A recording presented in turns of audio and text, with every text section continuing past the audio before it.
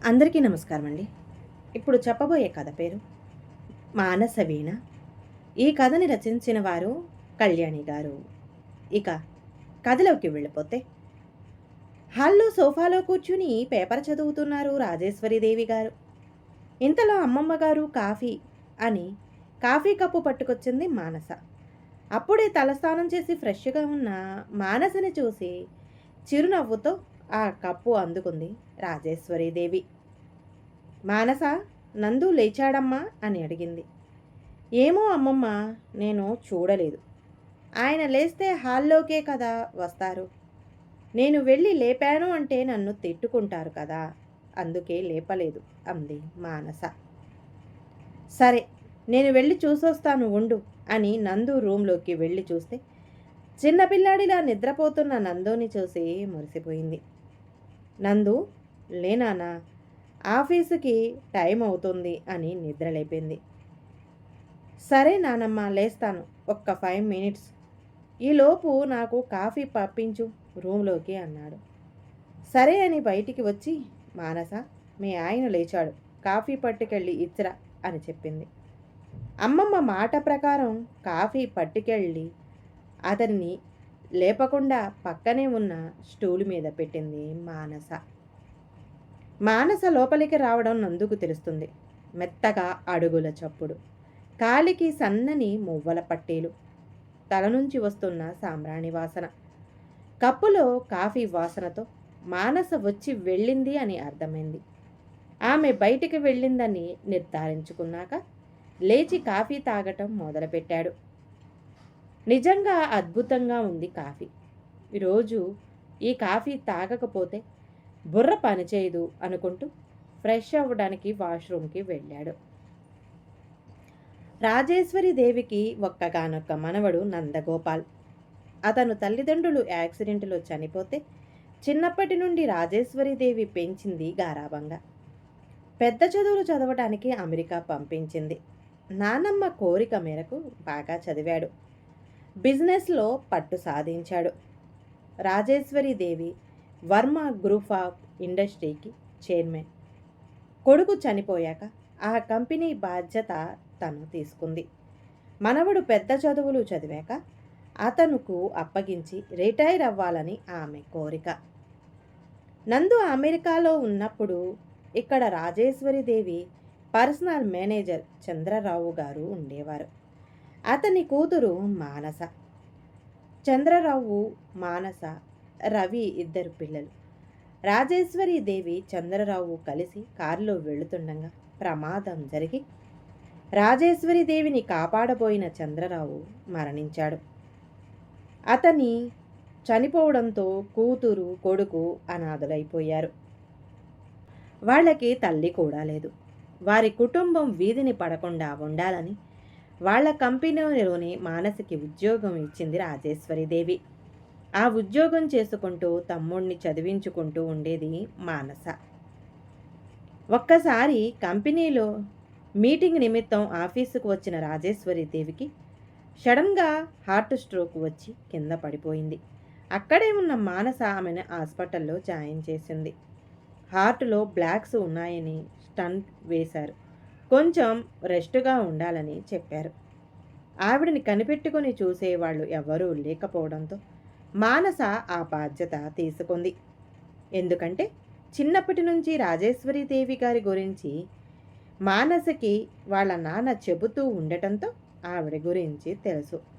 ఆవిడని జాగ్రత్తగా చూసుకుంటూ తమ్ముడిని చూసుకుంటుంది.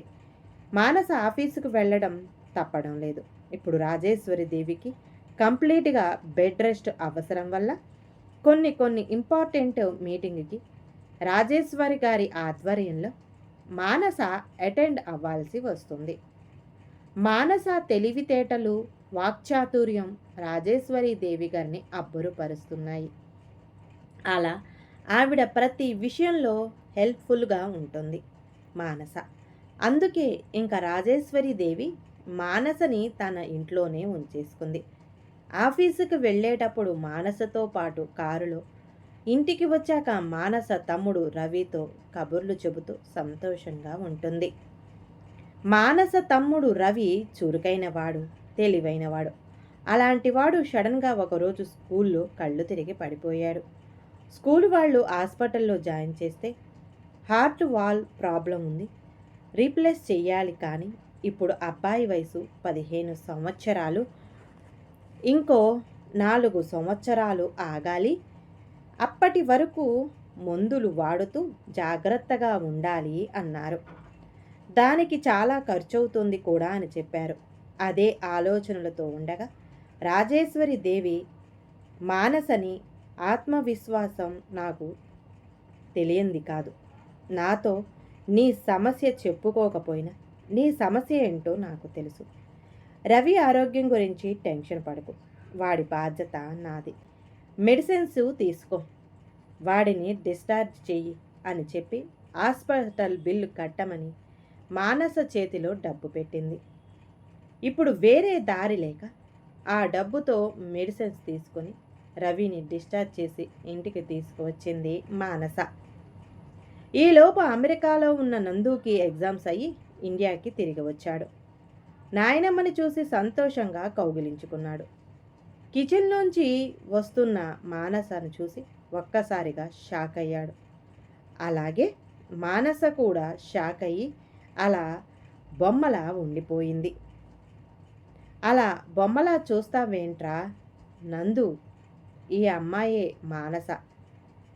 నీకు రోజూ చెప్తూనే ఉన్నాను కదా ఫోన్లో, మన చంద్రరావు గారి అమ్మాయి మానస. వీడు నా మనవడు నందగోపాల్ అని పరిచయం చేశారు. రాజేశ్వరి గారు హాయ్ అని ఇద్దరు ఒకరు విష్ చేసుకున్నారు. తర్వాత సరే నానమ్మ, నేను ఫ్రెష్ అయి వస్తానని చెప్పి లోపలికి వెళ్ళాడు నందు. వంట చేయడానికి లోపలికి వెళ్ళింది మానస. నందు ఫ్రెష్ అయ్యి హాల్లోకి వచ్చాక అతనికి కాఫీ ఇచ్చింది. కాఫీ తీసుకుని థ్యాంక్స్ అని చెప్పి తాగి, అమ్మమ్మ కాఫీ చాలా చాలా బాగుంది, వంటావిడికి థ్యాంక్స్ చెప్పు అన్నాడు. ఒరేయ్, వంటావిడ అంటూ ఎవరూ లేరు, మన మానసే కలిపింది కాఫీ అని చెప్పింది. సారీ మానస గారు, మీరు కలిపిన కాఫీ చాలా బాగుంది అని చెప్పాడు. వంట అయ్యి భోజనాలు అయ్యాక అమ్మమ్మ గారు ఇంకా మీకు హాయిగా మీ మనవడు గారు ఉన్నారు కదా, వంట పనులు అవి చూడ్డానికి నాకు తెలిసిన వంట మనిషిని మాట్లాడతాను. నేను ఇంకా ఇక్కడి నుంచి వెళ్ళి వేరే ఇంట్లో ఉంటాను అని చెప్పింది. దానికి రాజేశ్వరి గారి కోపంతో, మానస ఏం మాట్లాడుతున్నావు నువ్వు? ఏమైనా వంట మనిషి అనుకుంటున్నావా? నేను ఇంటి మనిషిలా భావిస్తున్నాను అని చెప్పి నువ్వు ఎక్కడికి వెళ్ళడం లేదు. రారా రవి, మనం కలిసి సినిమా చూద్దామని రవితో కలిసి లోపలికి వెళ్ళింది. ఇంకా చేసేదేం లేక మానస లోపలికి వెళ్ళిపోయింది. రోజులు గడుస్తున్నాయి. ఇంకా కంపెనీ బాధ్యతలు నందు తీసుకోవడం లేదు, రాజేశ్వరి గారే చూసుకుంటున్నారు. ఆవిడకు సహాయంగా మానస ఆవిడతో పాటే ఉంటుంది. నందు ఆఫీసుకు రావడం లేదని ఆవిడ బాధ. నందు మాత్రం పొద్దున్నే లేవడం, ఫ్రెండ్స్ను కలవడం, సినిమాలకు వెళ్ళడం లేదా సరదాగా గడిపేస్తున్నాడు. ఇతనిని ఎలా మార్చాలో రాజేశ్వరీదేవికి అర్థం కాలేదు. అలా ఆలోచించగా పెళ్లి చేస్తే ఏమైనా దారిలోకి వస్తాడేమో, బాధ్యత తెలుస్తుందేమో అని ఆలోచన వచ్చింది. ఇప్పటికిప్పుడు పెళ్ళి అంటే కోప్పడతాడేమో అని కూడా ఆలోచిస్తుంది. అలా ఆలోచిస్తూ హాల్లోకి వచ్చి చూసేసరికి నందు మానస కబుర్లు చెప్పుకుంటున్నారు. నందుకి ఎవరినో ఎందుకు, మానసని ఇచ్చి పెళ్లి చేస్తే సరిపోతుంది కదా అని. కానీ ఇద్దరూ దీనికి ఒప్పుకోరు. ఎలా అనుకుని తనకి హార్ట్ స్ట్రోక్ మళ్ళీ వచ్చినట్లు నాటకమాడి వాళ్ళిద్దరిని కంగారు పెట్టి ఇద్దరిని పెళ్లికి ఒప్పించింది. పొంతులు గారితో ముహూర్తం పెట్టించి అంగరంగ వైభవంగా పెళ్లి జరిపించింది. పెళ్ళైతే జరిగింది, కానీ నందుకి అసలు మానస మీద అలాంటి అభిప్రాయం లేదు. ఏదో ఇంట్లో మనిషిలా చూస్తాడు, కానీ భార్యలా ఫీల్ అవ్వడం లేదు. మానస కూడా చొరవ తీసుకొని ఏం మాట్లాడలేకపోతుంది. ఇంట్లో అమ్మమ్మ గారి బాధ్యత, ఆఫీసుకు వెళ్ళి తన జాబ్ చేయటం, రవి హెల్త్, వీటితోటే సరిపోతుంది మానసకి. కొత్తగా పెళ్ళయిందని సంతోషమే లేదు. ఇలాంటి సిచ్యువేషన్లో మనవడిని చూసి వాడి జీవితం పాడైపోయింది తన వల్లే అని బాధపడుతూ ఆరోగ్యం పాడు చేసుకుంటుంది రాజేశ్వరి. డాక్టర్లు టెస్ట్ చేసి మీరు ఇంకా ఇంట్లో ఉండి రెస్ట్ తీసుకుంటే మంచిది అని చెప్పి మెడిసిన్స్ ప్రిస్క్రిప్షన్ చేసి వెళ్ళిపోయారు. డాక్టర్ చెప్పిన మాట విని తన పద్ధతి మార్చుకోవాలని నిర్ణయించుకున్నాడు నందు. నానమ్మ, నువ్వేం టెన్షన్ పడకు, నేను ఆఫీస్కి వెళ్ళి వ్యవహారాలు చూస్తాను, నువ్వు హ్యాపీగా ఇంట్లో ఉండి రెస్ట్ తీసుకో అని చెప్పాడు. చూడు నందు, నీకు ఆఫీసు కొత్త కదా, మానస హెల్ప్ తీసుకో, ఇద్దరూ కలిసి వెళ్ళిరండి అని చెప్పింది. సరేనని ఇద్దరు ఆఫీస్కి వెళ్ళారు. ఆఫీసు స్టాఫ్ అందరినీ పరిచయం చేసింది మానస. చైర్మన్ క్యాబిన్ చూపించి నందుని లోపలికి వెళ్ళమని తను తన క్యాబిన్లోకి వెళ్ళి తన జాబ్ చూసుకుంటుంది. అప్పుడే అక్కడికి వచ్చిన మేనేజర్తో, నందు, చూడండి మేనేజర్ గారు, మానస వెళ్ళి ఆ చైర్లో కూర్చుందేంటి అని అడిగాడు. సార్, తను 2 సంవత్సరాల క్రితం స్టెనోగా జాయిన్ అయింది ఈ కంపెనీలో. ఇప్పటికీ ఆ జాబ్లోనే కంటిన్యూ అవుతుంది. మీ నానమ్మ గారికి అవసరమైతే ఆవిడికి హెల్ప్ చేస్తుంది, లేదంటే లేదు. శాలరీ కూడా స్టెనో తీసుకున్న శాలరీని. ఒకసారి ఇదేంటి మేడం, మీరు చైర్మన్ గారి భార్య కదా అంటే, నేను ఇంట్లో నందగోపాల్ గారి భార్య నేనే, కానీ ఇక్కడ నేను కూడా మామూలు ఎంప్లాయ్ని నేను అని నవ్వుతూ చెప్పింది. సార్, చాలా మంచి అమ్మాయి, చాలా తెలివైన అమ్మాయి. ఈ 2 సంవత్సరాల్లో మనం ఒక టెండర్ని కూడా చేజార్చుకోలేదు, బిజినెస్లో లాస్ అవ్వలేదు. ఎవరు మనకి కాంపిటీషన్కి రాలేకపోతున్నారు అంటే కేవలం మానస వల్లే. ఇంత నాలెడ్జ్ ఉన్న అమ్మాయి ఎక్కడ ఉండదు అంటూ అప్పుడు అప్రిషియేట్ చేయడం మొదలుపెట్టాడు మేనేజర్ గారు. ఆ రోజు నుంచి మానసని చాలా డీప్గా అబ్జర్వ్ చేయటం మొదలెట్టాడు నందు. అప్పటి వరకు ఒక ఆమె వంక మామూలుగా అమ్మాయి తన తమ్ముడు ఆరోగ్యం కోసం నాయనమ్మతో కలిసి ఉంటుంది అనుకున్నాడు. కానీ తర్వాత తెలిసింది, రవి ఇప్పటికీ ఒక మామూలు స్కూల్లోనే చదువుతున్నాడు. అతని చదువుకి ఖర్చు, హాస్పిటల్ ఖర్చు కూడా మానస తన శాలరీ నుంచే ఖర్చు పెడుతుంది. ఎగస్ట్రాగా ఒక్క రూపాయి కూడా వాడటం లేదు. ఈ విషయాన్ని అబ్జర్వ్ చేస్తున్నందుకు మానస మీద అభిప్రాయం నెమ్మదిగా మారుతుంది. మానసను అబ్జర్వ్ చేయటం మొదలుపెట్టాడు నందు. తనతో పాటు ఆఫీస్కి వచ్చి తన వర్క్ చేసుకుంటూ నవ్వుతూ ఎవరికైనా ఏమైనా ప్రాబ్లం వస్తే షేర్ చేసుకుంటూ ఉంటుంది. చైర్మన్ నందగోపాల్ భార్య అయ్యి ఉండి చాలా నార్మల్గా సింపుల్ డ్రెస్లో ఉంటుంది. ఎప్పుడు మానసతో ఎప్పుడు 2-3 ముక్కల మాటలు తప్ప సరిగ్గా మాట్లాడలేదు, చూడలేదు కూడా. తన క్యాబిన్ నుంచి చూస్తే మానస చాలా క్లియర్గా కనపడుతుంది. తెలుపు పసుపు కలగలిపిన ఛాయతో ఆల్చిప్ప లాంటి కళ్ళు, నేచురల్గా గులాబీ రంగులో ఉండే పెదాలు, అందమైన పొలివరస, చక్కటి పొడవాటి జడ, మెడలో నల్లపూసలు, హైట్కు తగ్గ పర్సనాలిటీ, ఆరోగ్యవంతమైన శరీరం, చూడగానే మనసుకు హత్తుకుపోయే రూపం. మానసని దేవుడు చాలా జాగ్రత్తగా బొమ్మని తీర్చిదిద్ది భూమి మీద పుట్టించినట్లు అనిపిస్తుంది. ఇంత అందమైన అమ్మాయిని నేను ఇన్ని రోజులు పట్టించుకోలేదు అనుకుంటూ అలా చూస్తూనే ఉంటున్నాడు నందు. ఎవరో తన అబ్జర్వ్ చేస్తున్నట్లు అనిపిస్తుంది, కానీ ఎవరు అర్థం కావడం లేదు. ఒకరోజు ఉదయం 5 గంటలకే మెలకు వచ్చింది నందుకి. ఎంత ప్రయత్నించినా మళ్ళీ నిద్ర పట్టడం లేదు. కొంచెం మంచినీళ్లు తాగుదామని తన రూమ్ నుంచి బయటికి వచ్చేసరికి జాగింగ్ డ్రెస్లో మానస ఎంతో ముద్దుగా ఉంది. ఇంటికి డోర్ బయట నుంచి లాక్ చేసుకొని వెళ్ళిపోయింది. 1 అవర్ తర్వాత వచ్చి ఫ్రెష్ అయి దేవుడు గదిలో దీపం పెట్టి కాఫీ కలుపుకొని సోఫాలో కూర్చొని తాగుతూ పేపర్ చదువుతుంది. ఇవన్నీ దూరం నుంచి అబ్జర్వ్ చేస్తున్నాడు నందు.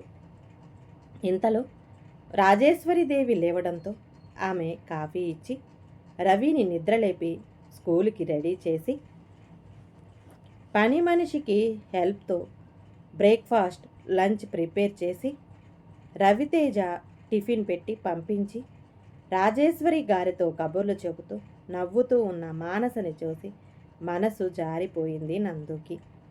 ఇన్ని రోజులు అసలు మాట్లాడలేని తను ఇప్పుడు సడన్గా ఐ లవ్ యూ చెప్తే బాగోదని వెయిట్ చేస్తున్నాడు.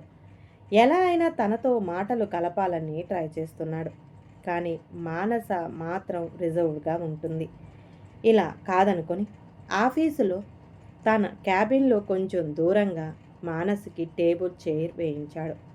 ఎందుకు అని ఆమె అడిగితే ఆఫీసుకి సంబంధించిన మెయిల్స్ అవి చూడ్డానికి, ఏదన్నా లెటర్ డిక్టేట్ చెయ్యాలంటే నిన్ను అస్తమానం క్యాబిన్లోకి రమ్మని చెప్తే బాగోదు, అందుకే ఇలా నా క్యాబిన్లో వేయించాను అని చెప్పాడు నందు.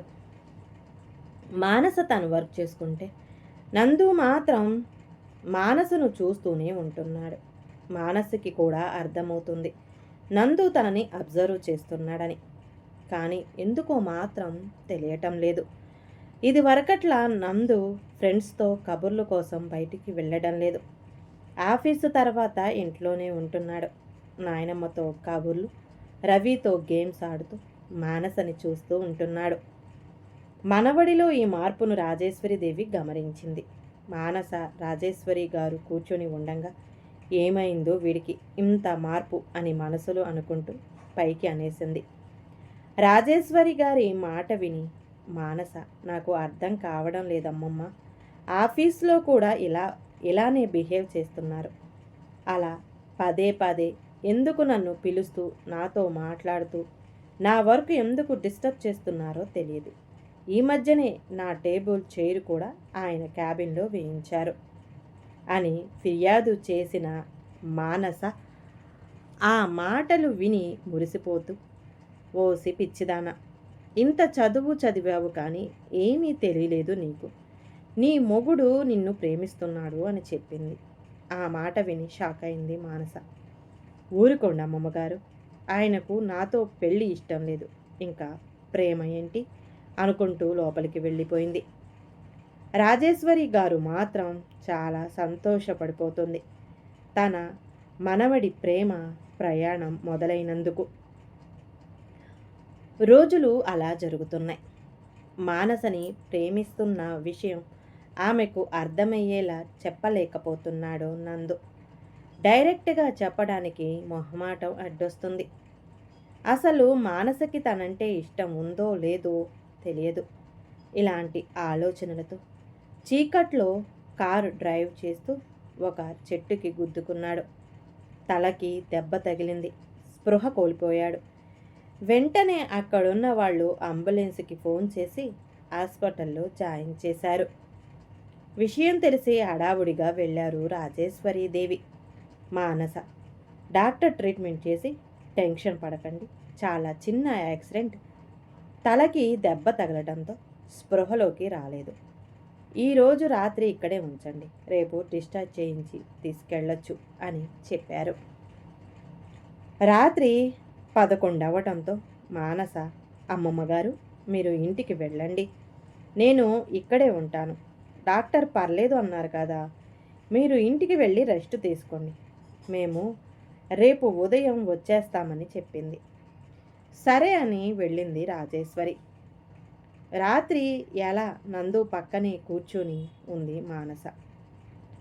అలా నందును చూస్తూ నిద్రలో ఉన్న నందుతో, చూడండి నందు, ఇంత కేర్లెస్గా ఉంటే ఎలా, మీ మీద ప్రాణం పెట్టుకొని అమ్మమ్మ గారు ఏమైపోతారు, మీరే ప్రాణం అనుకున్నా నేనే అయిపోతాను, మా గురించి మీకు ఆలోచన లేదు, మీకు అందులో నా గురించి అస్సలు లేదు మీకు, నా చిన్నప్పటి నుంచి నాకు మీరంటే చాలా ఇష్టం, ఇష్టం ఒకటే కాదు ప్రాణం, మా నాన్నగారితో కలిసి మీ ఇంటికి అప్పుడప్పుడు వస్తూ ఉండేదాన్ని, మీరు ధనవంతులు, గొప్పవారు కాబట్టి మా నాన్నగారు మమ్మల్ని ఎప్పుడూ లోపలికి తీసుకొచ్చేవారు కాదు.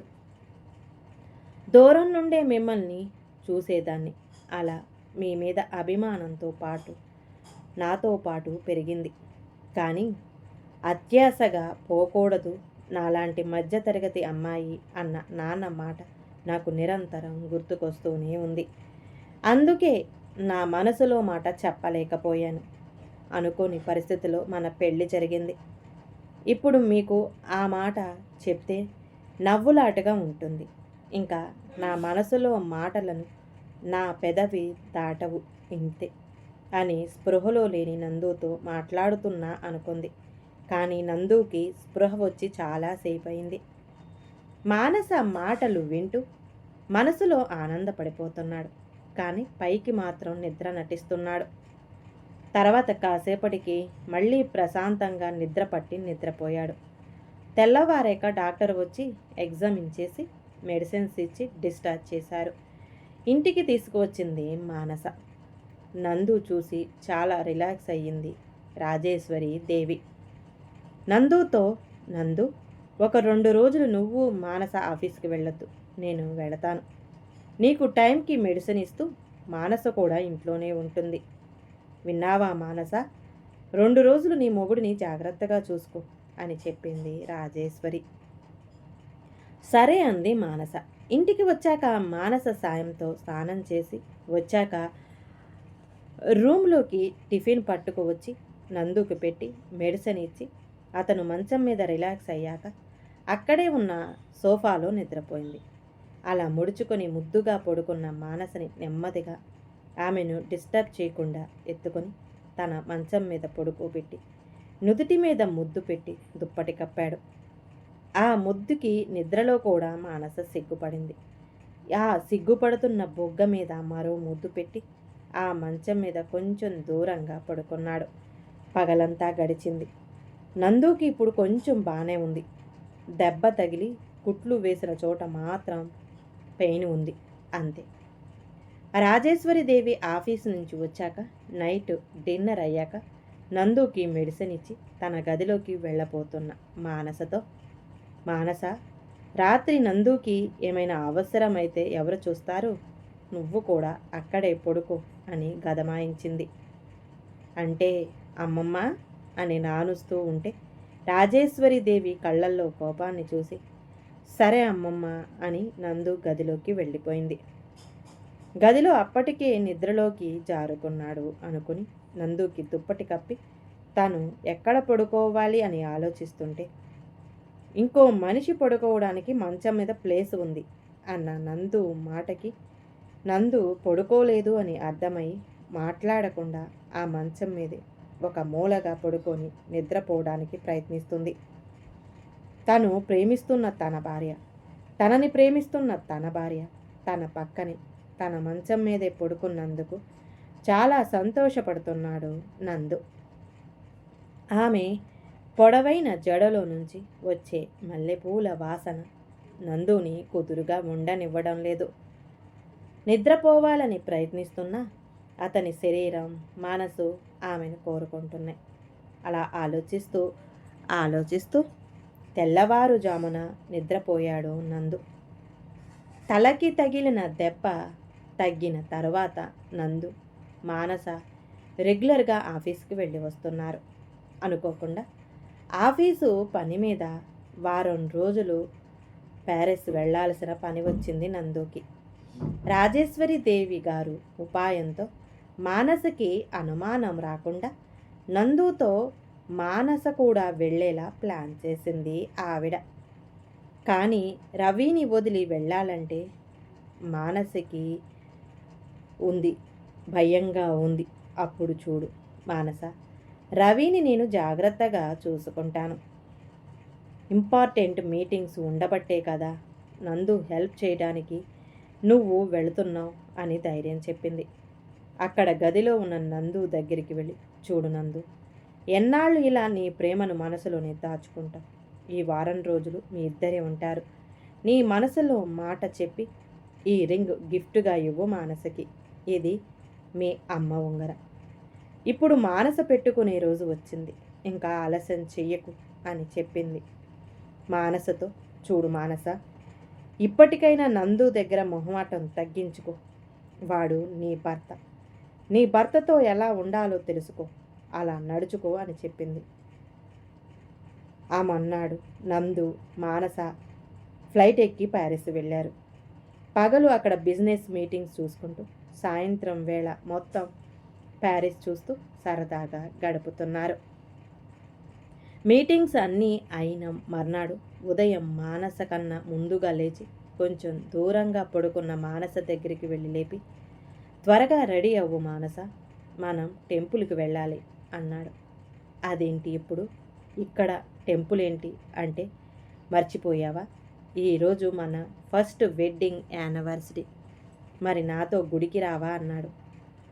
అవును నిజమే కదా, మరచిపోయాను అని గబగబా స్నానం చేసి వచ్చేసరికి మంచం మీద రాయల్ బ్లూ కలర్ శారీ, దానికి మ్యాచింగ్ డైమండ్ సెట్ ఉన్నాయి. అక్కడే ఒక పేపర్ మీద happy wedding anniversary my dear అని కూడా ఉంది.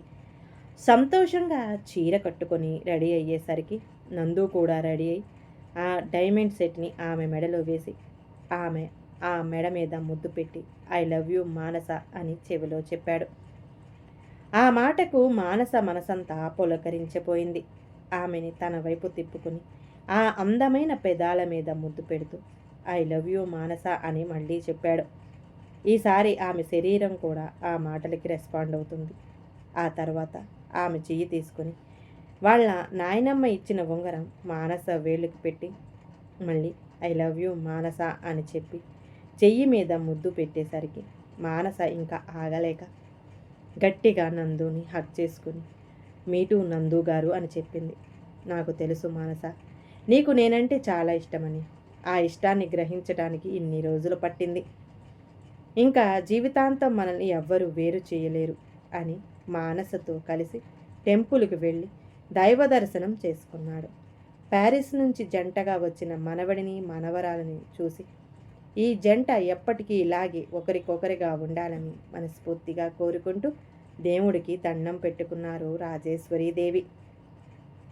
రాజేశ్వరి గారి శేష జీవితం మనవడు మనవరాలతో రవితో సంతోషంగా గడిచింది.